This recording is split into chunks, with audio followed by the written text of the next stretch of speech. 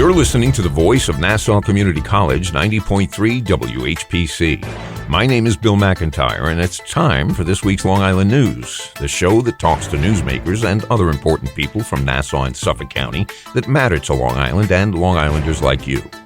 So each week we'll have a conversation about issues that affect all of us. I live on Long Island just like you, and I want to know more about the people making the big decisions that affect all of us. Well, this week, I'd like to welcome for the first time to our show Nassau County Legislator Seth Koslow, who is from South Merrick and represents the newly redrawn 5th Legislative District, which includes most of Freeport and Merrick as well as portions of North Merrick and North Bellmore. Mr. Koslow, welcome to this week's Long Island News. Thanks for having me. So briefly, for those who don't know, tell us about you. And I understand you were an assistant district attorney in Queens. Yes. So I'm born and raised Long Island. I grew up in Baldwin. My brother, my sister, and I grew up there with my parents. And I've lived in Long Island my whole life, with the exception of my 4 years in college down in D.C. But after working a few years in various sales positions, I ended up going back to law school a little late in life, in my late 20s.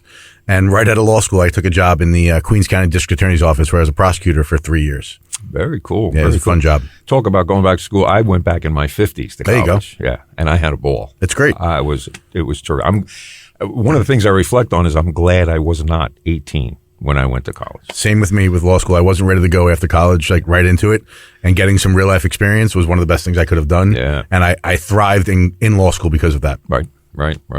You were also a criminal defense and traffic court attorney? So when I left the DA's office, I did a stint in a small firm that didn't work out. So I ended up going out on my own.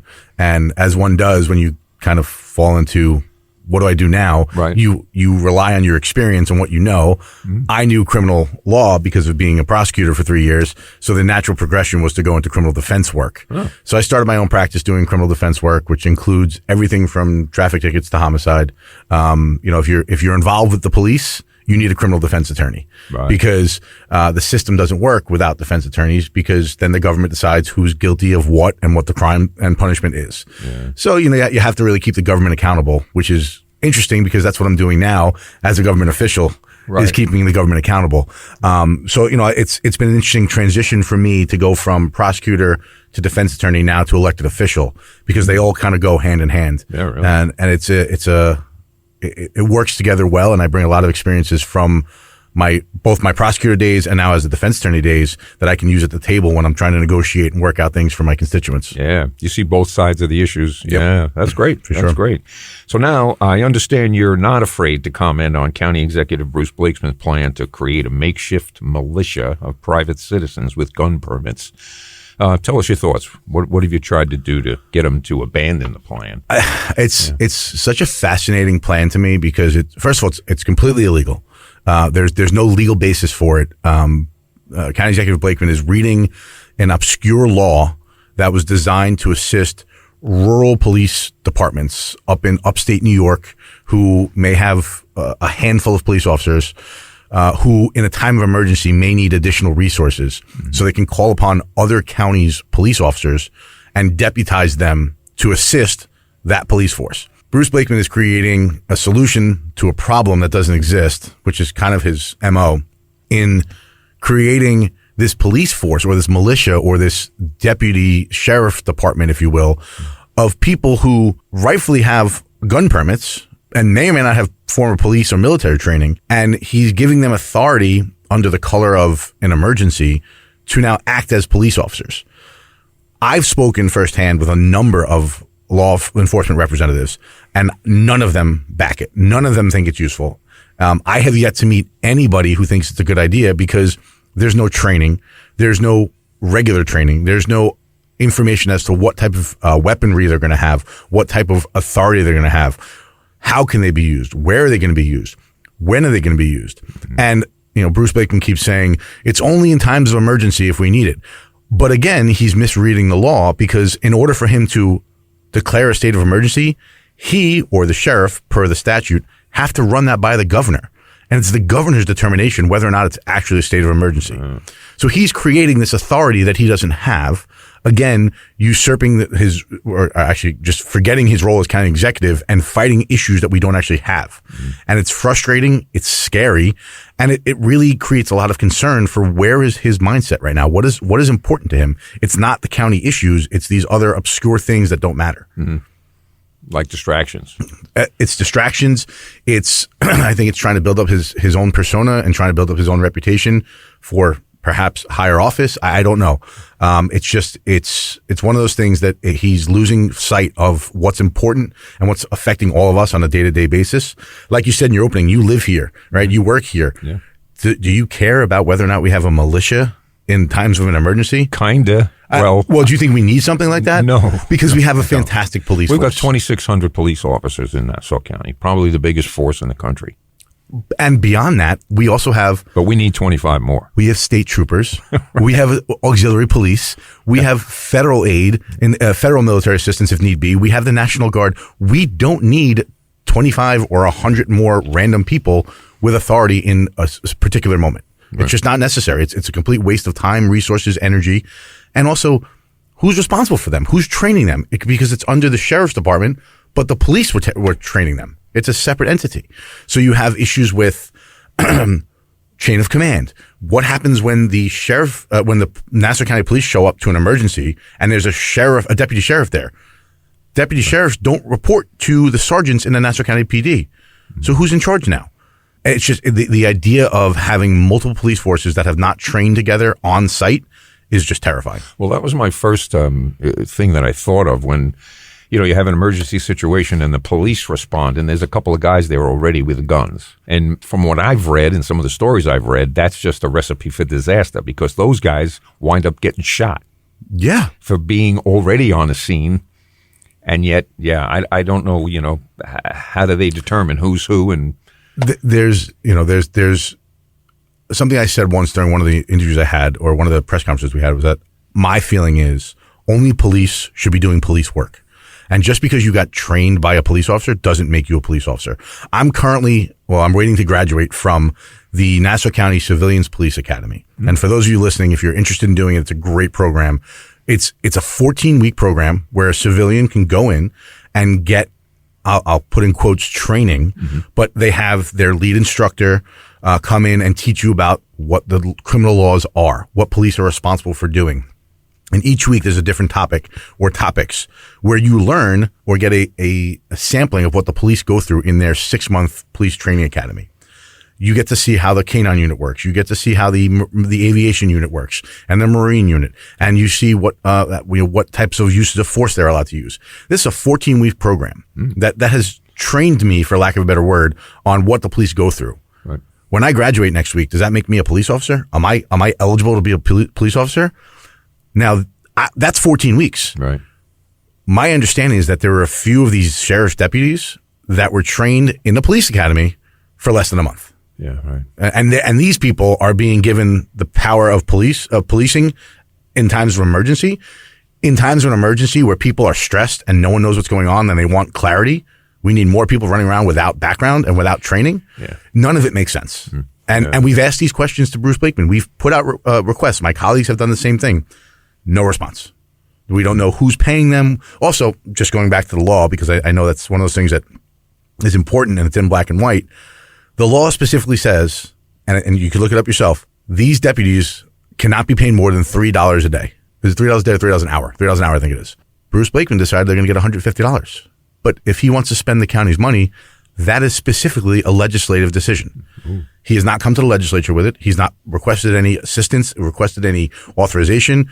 So either he's not paying these people while he's training them, right, which means he's not paying them, that's a violation, or he's overpaying them and he's breaking the law on the other end. Mm. So which law is he breaking? And it's fascinating that we just can't get an answer on this. Right, right.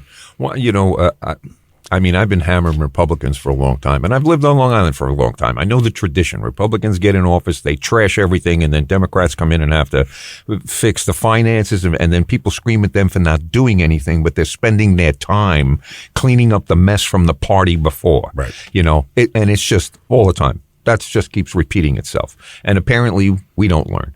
That's the other thing. You hear people say, those who fail to learn history are doomed to repeat it. Guess what? even if they learn it, they're doomed to repeat it. The other thing is that some of those people are learning history in order to repeat it. Right. Which is terrifying. Bingo. And this is what we're seeing now. That's scary stuff. You're listening to this week's Long Island News on the voice of Nassau Community College, 90.3 WHPC. My name is Bill McIntyre, and my guest today is Nassau County Legislator Seth Koslow, who is from South Merrick and represents the newly redrawn 5th Legislative District, which includes most of Freeport and Merrick, as well as portions of North Merrick and North Bellmore. You were also involved in ARPA, that's the American Rescue Plan Act, and how the money the county received is being spent. How much money are we talking about, and what's the latest with that? So I don't have the exact number of what's left, but it's somewhere in the $260 million that's left from the ARPA money, which the ARPA funds, for those who don't know, is the American Rescue Plan Act, which the federal government provided monies to the county to assist people who suffered losses during COVID. And we got an extraordinary amount of money, which we have to utilize, and encumber and use before the end of this year, essentially. Otherwise, the government could come and take it back. Okay. The administration, Blakeman, the county executive, his administration decided to put, the majority of that money, something like $240 million, into the county coffers to hold on to for general usage. Then they decided to give $15 million to the legislature for legislative initiatives. At the outset, we as a Democratic caucus came out and said, look, why don't we do this? Instead of 15 million of the 260 million that are there, make it 19 million and divide it by 1/19th. So each legislative district or legislator will have $1 million to spend for their district. Mm-hmm. We were told absolutely not. We're not giving 19 million, and we're not going to split it up by 1/19th. You'll put in your requests and we'll see what happens. Well, surprisingly enough, we, the Democratic caucus, have gotten no money for our districts yet. And already about $4 million has been used by the Republican Party, or I should say the Republican caucus. So the majority caucus has already gotten out more than $4 million in the ARPA funds. So now we're down to $11 million. And we as legislators on the minority side are fighting both to get money and also figure out how to get the money, because no one has given us a procedure for how to do it. We've asked multiple times, but we have yet to get any of our requests processed so that our districts can get some of this money. And it's only a matter of time before it disappears, because it's only $11 million now. It was 15 only a few months ago. And is this a result of Republicans in Nassau County not wanting to look like they're giving money to Democrats for the overseer? I'll put it that way. I think the line between the executive and the legislative branches in Nassau County right now is dangerously thin. I think there's not a tremendous separation. I think that Bruce Blakeman says what Bruce Blakeman wants, and he gets what he says, because whatever he says he wants to happen, it seems as though the legislature agrees with it and will follow whatever he says. And because of that, the legislature, which historically divides all the monies in a 1/19th divide so that everyone gets it fairly, decided not to do that with this particular funding. And that to me, as a new legislator, seems problematic, because this is a once in a lifetime type of money that we can get for our districts. And now we're fighting politically to try and get it for our districts, as opposed to what should be fair is that we each get one, even if it was $15 million divided by 1/19th. Works out to like $750,000 per district. But instead, we're fighting to try and get $50,000 here. Is this the same pool of money that, we've heard, I don't even know if this is true, but they were going to spend $10 million on a party for the anniversary of Nassau County. So that comes from the $262 million so it doesn't come from the 15. The 15 is separate and apart, correct. That's the $15 million was separate for the legislature only. Right. Now, are they holding on to that money just to appreciate the interest? So there is some of that. There is some interest that's coming from it, but they have to utilize it, which is part of the problem. Otherwise, the government can claw it back. So I'm not exactly sure what their thought process is. Can the government take the interest they've made on it back too? Or only the... That's a legal question I don't know the answer to. Right. Okay. Because, I mean, that would be Well, if we leave it in the bank long enough, let them take it back, and we'll be sitting here with at least $20 million in interest. 260 spent is much better than $20 million in savings, but $260 million has got to be making a decent amount of interest. For sure it is. But there's also there are programs that could use that funding. I mean, that's similar to the opioid funding. The opioid funding, sure, it's earning interest in the bank, but don't we want people being taken care of and getting the treatment they need so that we don't have to deal with this opioid crisis forever? Yeah. But it's the same idea. We're just sitting here trying to raise the funds to make it look like we're doing more than we actually are. But that was my next point. Our next point is money allocated for opioid awareness and the epidemic here in Nassau County. How is the? I mean, you don't hear them broadcast or talked about as much. Are those numbers going down as far as opioid overdoses and that kind of thing? I don't have specific numbers as far as overdoses and whatnot. I know it's still an issue we have. Except, you know what? The perception is, and I always talk about the way things look, because sometimes as citizens of the county, that's all we got. Right. We may not have people telling us what's going on. So, and I said this to many a politician, is that, listen, I grew up in a time when if it looked bad, you didn't do it. Right. And those rules are gone now. Sure. Because now we don't even care what it looks like. Sue me is we're just like the ancient Greeks. They were very litigious. Mm-hmm. You stepped on somebody's foot in a club, all of a sudden there's a lawsuit. Oh, yeah. And we're doing the same thing, and some people have brought it to an art. For sure.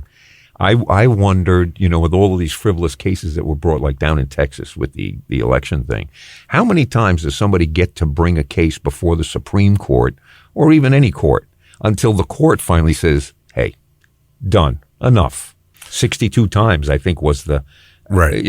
And screaming the same thing and saying, listen, we've already told you 59 times that this is not, I don't know how, and it's our fault. I blame us as the populace because we let these things happen.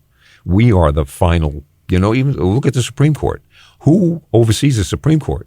Nobody. No. Correct. Us. Well, that's true. Right. You're going to elect the officials that are going to replace those people on the Supreme Court. But it's also a function of timing. If someone gets put in now, they're not going to be removed just because there's a new president in 4 years. Right. So a lot of that comes into long-term planning and things like that, which you can't plan for. You don't know what issues are going to come up before the Supreme Court. Although they planned getting those people on the Supreme Court. That's true. That was long-term planning. No, that's true. That didn't happen overnight. No, that's true. Certainly true. Back to your question about the opioids. I don't know the answer as far as, how many deaths we're having or how many issues we're having, but one death is too many because we can stop this. We can put out the fentanyl test strips. We can put out the education so that, listen, the kids these days, I say this all the time, and I have young kids. There's no more youthful innocence because these kids have access to so much more information than we had as kids. I'm a few years younger than you, but my generation was the start of the internet generation, right? And we had access to all the internet. And we were the first ones that had that. So I see that. I compare it to what I had growing up. And I watch as these kids see and hear more than they should ever know about. So that means we can educate them more too, though. If we give them more information to protect them and to be aware of things that I can't guarantee what my kid's going to do every single day. No. But if we as a populace or as a government can give them the information, even through the social media, which is another issue, but even through the social media or just advertising, these kids hear a lot of things. Yeah. So the more we tell them about, listen, be wary of fentanyl, be wary of these things that can kill you with a speck. We have to use these funds to inform people and protect them. And we're just not doing it. Yeah. And it's all about political will. Yeah. It's not about not knowing what to do or not knowing how to handle a problem. It's deciding not to. Correct. Yeah. That's what's really scary. So now, back when you were running for the seat, Newsday reported you would work with local officials to encourage zoning changes that allow more housing in your district while taking action at the county level to smooth the way for new development. How's that going? I mean, at this point, I've had no proposals come before me with respect to any of that. I'm all for trying to find more housing for Nassau County because Long Island as a whole is running out of housing. And one of the reasons I ran is that I said before, I grew up here. I lived here my whole life. My father raised my brother, my sister, and I, with my mother, and he built his accounting practice here in Baldwin. I watched him build it from the ground up. I'm in the process of building my law practice up from the ground up. I like the fact that I have these memories and I grew up here and I did all these things. I want that for my kids as well. but the average price of houses now is $750,000 and taxes. Forget it. It's getting to the point that it's not a real opportunity or chance or option for my kids to stay here. And it starts with giving them some sort of opportunity to buy housing and live here. Yeah. And we need more housing for that purpose. Yeah. Yeah. Well, it's funny when you look at social media, people all lamenting about how my town's not the same. And these are people who moved into the areas in the 80s and the 90s. Mm-hmm. I've been here since the 50s. Okay. So when I hear them moaning and groaning, I'm saying, you know what? I said the same thing when you moved here. You have no idea. Sure. Listen, things change. That happens. Well, that's part of the thing that needs to get into the consciousness. You're supposed to soak it all in when you were enjoying it, because guess what? When you can't go home again, when you come back 20 years later, it's just not going to be the same place. Get used to it, But we want to hold everybody off and hold everybody out. No, don't build a building here, and it starts to get ridiculous when you realize. You can't. The future is coming, folks. The other thing is the future is coming a lot faster than we're used to. Because when we were growing up, again, I'm a little younger than you, but you, I think you can appreciate this. When we were growing up, I think about this a lot. In my lifetime, okay, and I'm in my 40s, so in my lifetime, think about the amount of technological advances that have come and gone. Beepers, CDs, DVDs, Blu-ray. They've come and they've lived their life, and they're now relics. The amount of things, and that's just in my lifetime. And how many things have you seen in your lifetime? You have a few more years on me. I could tell you a story about my grandfather back in the 80s said to me at one time that he said in the last 50 years there have been more technological advances. This is in the 80s now. More technological advances than there had been in the previous 500. I think it's probably there's probably been more or less this 10 is years. Yeah, right, for sure. But now he tells me a story about. He said, I remember when the mailman was walking down the street and he was yelling and pointing up in the sky. And I said, well, what's that about? He said he saw 2 airplanes, and there's not enough room in the sky for 2 airplanes. Yep. I said, are you kidding? He said, God's honest truth. I said, wow. So when you think about that and the effect on us. Yeah. And I think one of the biggies now, and they're really just starting to really get into it, is the social media thing. We got more depression among young kids. We have some real big issues that, and this is an issue that I've talked with a lot of politicians, is the idea of you pass a law. Is there a committee that sits and looks at that and thinks about the unintended consequences? I doubt it. Exactly. And that's the other fallout that the American public generally deals with. Right. You pass the law, everybody's saying it's great, and then we wait 10 years and realize you got to take that law back. Right. It's not working. I mean, going along that same lines, I saw a headline the other day that people are switching to dumb phones now, which to me is the original flip phone, right? The original Nokia that you had or whatever it was, because we don't need unfettered access. These kids don't need. I don't want to give my kid a phone because I don't need him playing on TikTok and Snapchat. Mm-hmm. Forgetting even during school. I don't even do it on the bus. Yeah. Well, finally, some schools. I read it someplace that no more phones in the school. When you come in the morning, we're going to put it in a sealed bag. We'll lock it up, and when you leave school at night, you can have it. I get that. The problem is, you have parents, and as a parent, I'm one of them that thinks about that. Mm-hmm. What about the, God forbid, situation where you have an active shooter in the school? What about where you have an emergency? Now, we had the same issues as kids, but I don't think it was as extensive because there wasn't as much of a mental health crisis that we have now, back when we were growing up. Yeah. You had some of those issues, and maybe they're more prolific because you see more of it on social media. Right. But it's a conversation I have with my wife a lot, with a lot of my friends, is I don't want them having a phone because I don't want them being distracted, but I also want to be able to get in touch with them, God forbid something happens. I'm trying to think of the equivalent. Should we all get underground radiation-proof premises because there is an atomic bomb in the world? It's kind of the same thing. Yeah. Do we keep the phones in schools and continue to mess up the kids with their emotions and all that because there might be a shooter? I don't know. I don't know what the answer is. But listen, that's what the whole point of the conversation is. Your side and my side. Doesn't mean either one of us is right or wrong. But that's how you figure out an answer. You start discussing it. Exactly. That's a good point. I think we've forgotten how to do that. When people say argument nowadays, in a legal profession, right? You go to school, you learn how to argue. And that's what they're called, argument. But that doesn't mean yelling and screaming. Correct. That means two opposing views that are going to come together, the meeting of the minds. Right.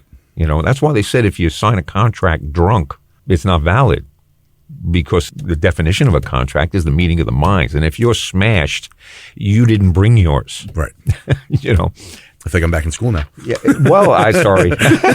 That's me. Mutual assent. I go rogue all the time. It's okay. But anyway, you know what? I understand you also partnered with the Nassau County Department of Assessment to bring the homeowner exemption liaison program to the Merrick Library. Yeah. One of the things I can do as a legislator right now, notwithstanding any sort of hurdles I'm facing from the administration, from the other side of the table, is I can bring resources to my district and to the people who don't know what else is out there. And there are exemptions that can ease the tax burden that people have to deal with, whether you're a veteran, whether it's an age thing, whether it's the various the STAR exemption, things like that people either don't know how to apply for or don't know they exist, or both.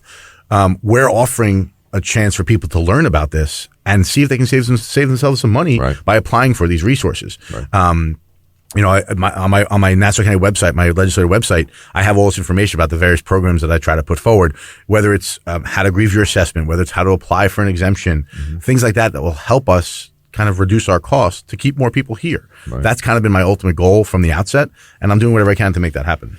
Sounds good to me. What else? Is there anything else you would like to tell your constituents, the listening audience, or, Mike's yours? My whole thing is, and this is how I live my life, how I run my law practice, how I run my legislative office, is communication is the most important thing. You talked about arguing before. People forgot how to do that. I can't fix a problem if I don't know it exists. And I encourage constituents and people and friends and colleagues, whoever it is, to come to me.